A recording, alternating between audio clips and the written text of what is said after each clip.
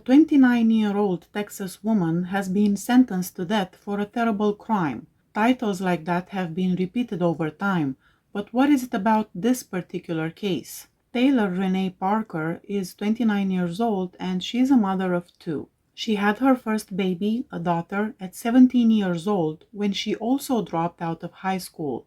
Her youngest child, a boy, was born when she was around 24 years old. The kids had different fathers. The relationship with her son's father ended up not working out and they got divorced. Taylor married a man named Hunter 11 days after her separation with Tommy was final. This would also not work out, so they got a divorce in April 2019. Taylor met Wade Griffin at a rodeo a few weeks after her second divorce. From the very beginning, Wade was pressured into getting very serious with Taylor. He received text messages from her father, her grandmother, and other family members that were often suggesting the two should get married. Taylor told Wade that she was in the early stages of a pregnancy and she lost the baby because she was hit in the belly by a cord. This made him want to be protective of her and just be there to support her. Over time, Taylor's stories became more and more complex. Taylor informed Wade that she would get millions of dollars in oil and gas royalties as an inheritance. She claimed that she was terrified and that her mother Shauna had hired a hitman to kill her. Wade then invited her to move in with him so he could give her a sense of security. Taylor revealed to him that her mother was hacking into their phones and that the Mexican mafia was now involved and that the situation quickly deteriorated and resulted in a shootout with the FBI. Taylor claimed that this did not have media coverage just because it was kept a secret. Wade was working long hours for different businesses, one of which was related to cattle administration and another one concerning purchasing and selling of hogs. The money he made, however, was now used to satisfy Taylor's requests. It's unclear how many times he bought things with money he already earned and how many times he actually took loans. Either way, Taylor claimed that she would pay him back and cover the debts with the inheritance she was about to gain access to. The couple had their eyes set on an expensive hunting property listed at the price of $4.7 million. When I say couple, I'm talking mostly about Taylor because Wade was somehow persuaded into thinking he wanted that property as well. Not wasting time, Taylor contacted the sales agent and let him know she was the heir of a multi-million-dollar business called the Blackburn Syrup, and she placed an offer for $3.5 million for the property. For this, she also had to make a deposit of around $200,000. Wade's family liked Taylor at first. She seemed like a nice young woman who was clearly in love with him. She always made sure to have a warm plate of food for whenever Wade came back from work, and he really enjoyed that. There was, however, a red flag that the family couldn't just ignore, and that was the fact that she did not have custody of her two kids. They had that question of why would that be, since usually the court sides with the mother and the mother gets the kids in case of a divorce. Those suspicions were quickly overlooked come Christmas time, when Taylor and Wade announced they were in the process of buying the hunting property. The family liked to hunt ducks, and Taylor promised them they would soon be able to do that without any obstacle. That purchase, however, was doomed to fail. Taylor was initially expected to receive a $7 million wire transfer from the Blackburn estate. She intended to use that money to confirm she had the funds necessary to purchase the property, but the wire never arrived. She then claimed to use oil and gas revenue, but that wire also never arrived. Things escalated pretty quickly, and now she wanted to also buy two more properties, and the price for all three combined was of around $20 million. She could not give proof that she did afford to make that purchase, however. The sales agent started to become suspicious and a little frustrated as the deal was delayed for quite some time, and if he managed to make that sale, he would have received a substantial commission. Taylor said it didn't matter that there were issues with both inheritance, because she also had a rich uncle named Butch that would give her the necessary funds to buy the land. She did provide the required paperwork from her oil and gas lease, but the agent and his team quickly figured out those had a high chance of being fake, since the email address on the papers was from an AOL account with the name of Shelley Links. The agent emailed Shelley Links and also tried to get in contact with said Uncle Butch without much success. Taylor threw a tantrum and sent the agent an email stating she talked to a lawyer and that only the seller can ask for proof of funds, but not the agent. Shelley Links also eventually responded to the email and said, "Banking information is completely confidential. The buyers were not under the assumption a verification letter was required until you requested it in your office. I'm sending this verification form since I will be providing the funds." The email goes on to say that it doesn't matter where the money comes from as long as the seller gets paid. The sales agent's worst fears came true. Taylor got in touch with him in April 2020 and informed him that the deal was over. There was no Uncle Butch, no syrup royalty, and no oil and gas lease. She claimed that her mother made up all of these characters, including Shelley Links. Needless to say, that made everyone raise some eyebrows since it was all pretty weird. This, however, was not the only reason why Wade's family had rising suspicions with regards to Taylor. In December 2019, two other major things happened. First, Taylor announced that she was expecting a baby, and of course, Wade was the father. Second, she gifted Wade's mother, Connie, a Nissan. She was once again perceived as a very nice person for surprising Connie with such a generous present. The happiness didn't last long though, as just a few weeks after, Taylor said Connie needed to bring back the car to Taylor and Wade's house because the dealership had recalled it and they had to pick it up. That made Connie again suspect something was off with Taylor. She decided to call the dealership to see what was going on, and what do you know, the car was not recalled, it was just never paid for. Taylor quickly found a way to move the attention to something else, and in March she decided to go public with her pregnancy on Facebook, stating that the baby was now a priority and money misunderstandings can wait. At some point in 2019, Taylor met Angela Pate, whose husband worked with Wade.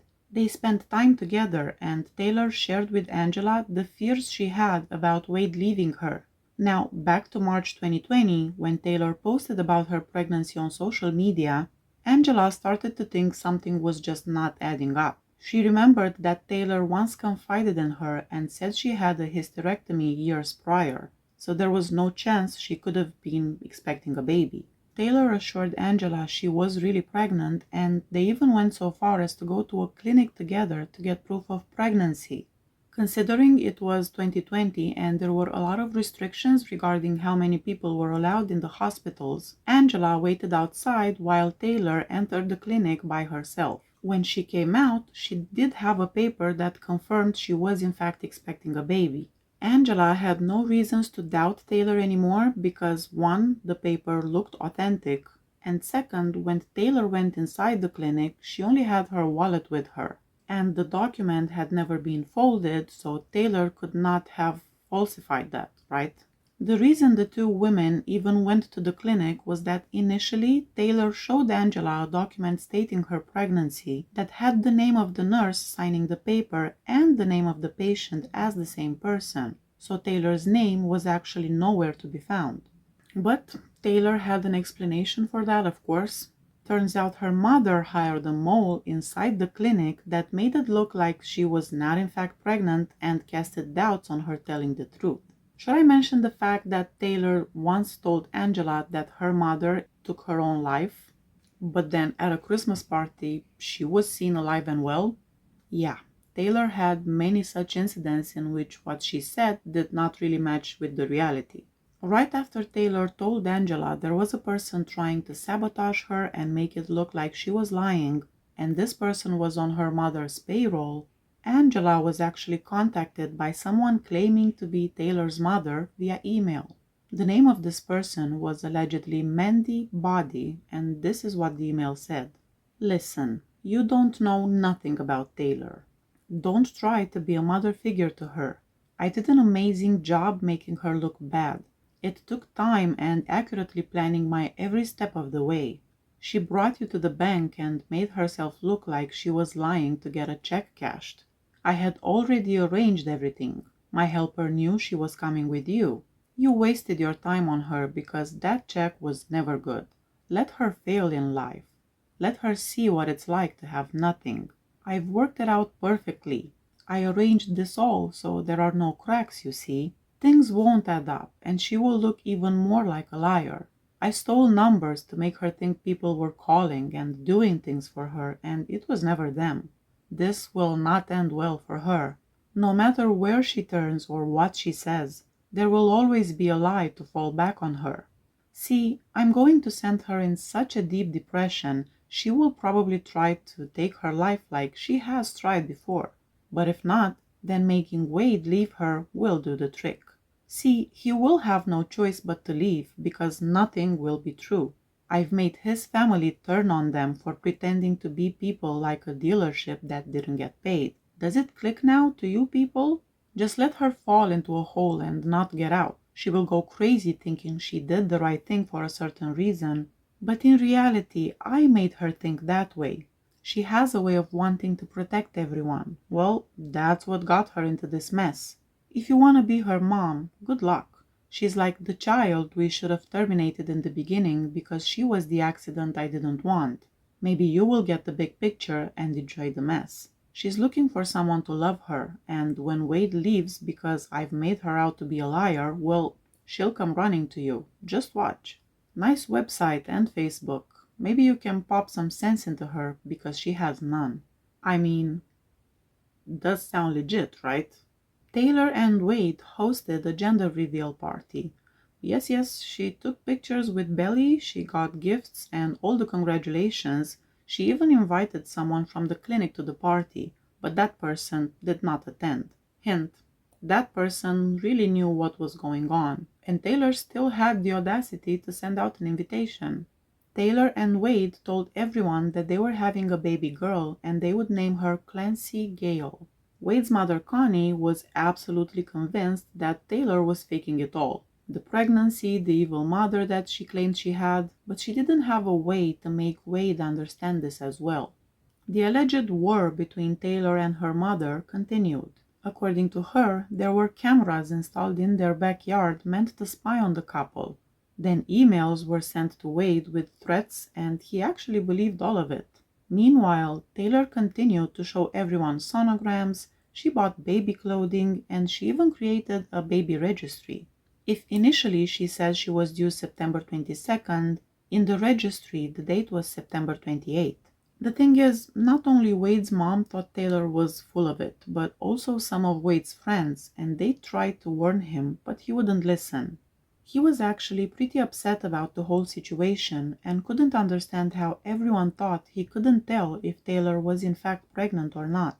Nevertheless, he did try to find out things on his own, but he was never allowed inside the clinic with Taylor for checkups due to the restrictions. When he called the hospital, they wouldn't tell him anything because the info about the patients was private.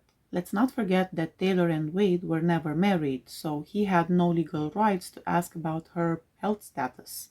People thought that come September, Taylor will come up with a story explaining how she lost the pregnancy due to some horrible event or maybe because of her mother. Mid-September, still no baby. Taylor's ex-husband Tommy contacted Wade and told him she had a hysterectomy and the sonograms she was showing everyone were actually from her previous pregnancies. But when she was asked about why the date is not correct on them, she just said the clinic had system errors. Again, Taylor was the victim in this situation, and Tommy was just trying to make her look bad.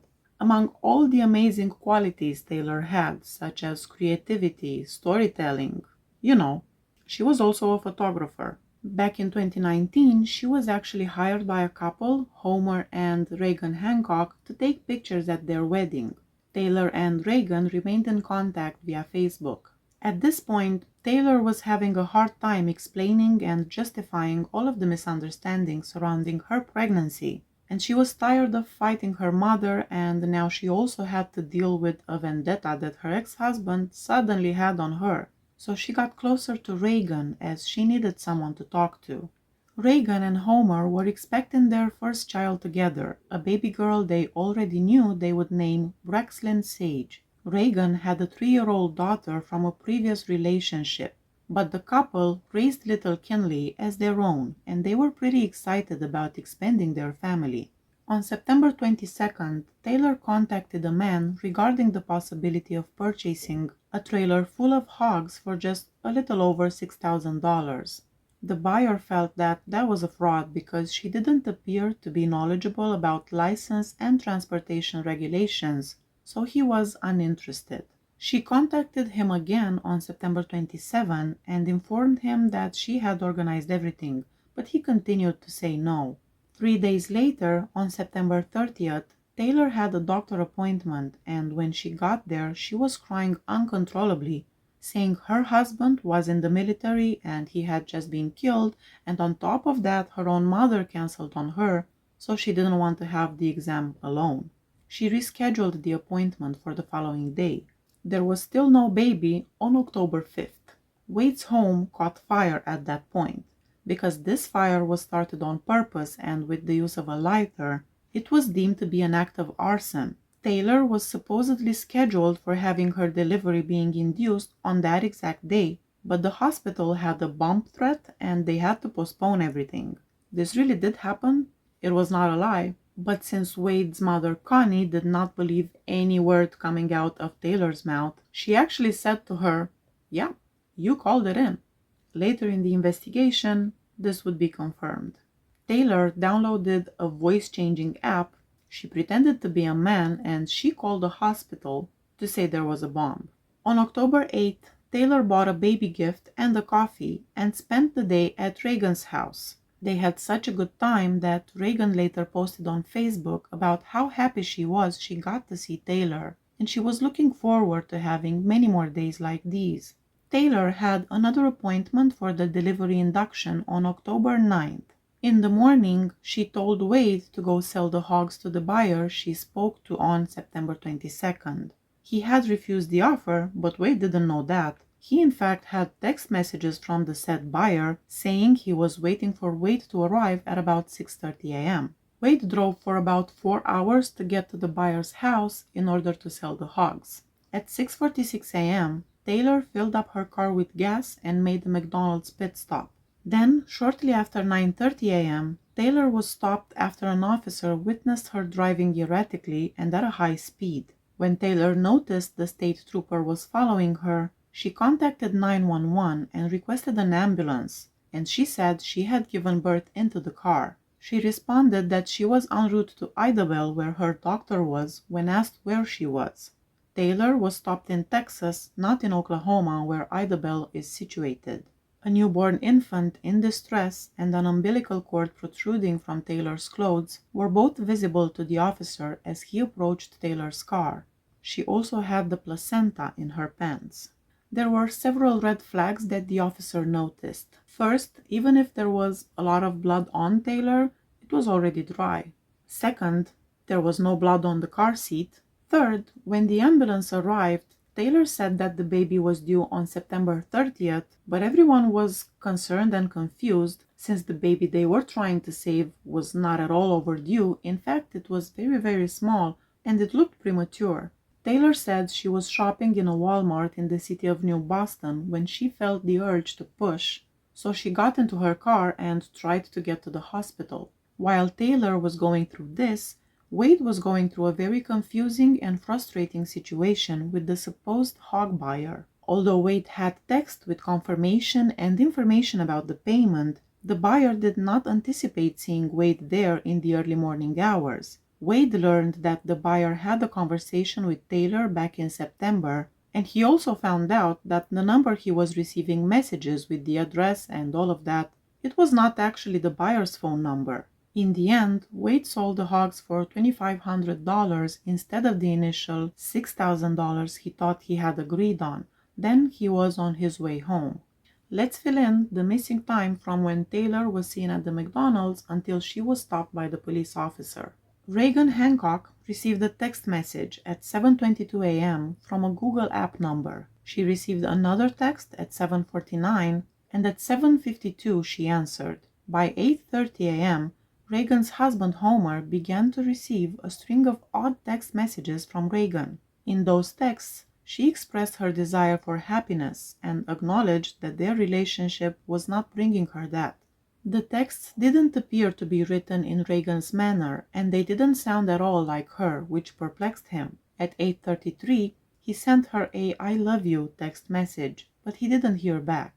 Homer received a Facebook message from a neighbor at 9:34 a.m. informing him that their puppy was seen out of the house alone. At 9:36, Homer made an attempt to get in touch with Reagan to let her know she had to get the dog. Another thing that the neighbor mentioned was that the garage door was open, which was odd as well. His call was unanswered by Reagan. He kept trying to phone her at 9:58, at 10:02, at 10:04, 10:06, and 10:20, but no one responded. He called his loved ones and friends and left work to go check on Reagan. Reagan's mother, Jessica Brooks, arrived at the house around 10:15 to see how her daughter was doing. Reagan was lying face down in a pool of blood when she entered. Marcus, her husband, followed shortly after and entered the house. She reported her daughter's murder when she dialed 911. She stated that there was blood all over as the 911 operator inquired as to what had occurred. Kinley, Reagan's 3-year-old daughter, can be heard asking, "Where's Mommy?" 3 minutes into the 911 call, and she was found in her room hiding under a blanket. When the police arrived, they found that Reagan's baby was missing from her womb. Reagan had numerous deep incisions and stab wounds all over her body. Her uterus was removed entirely from her body after being sliced from hip to hip. She had numerous defensive wounds on her hands, cuts all over her fingers and palms, and bruises as well. Her finger was dislocated, and one of her fingertips was nearly severed.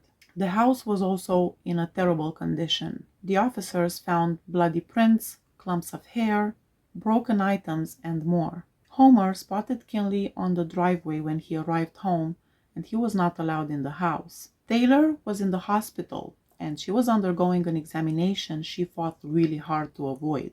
She had no internal bleeding, and the physicians found she lacked a cervix.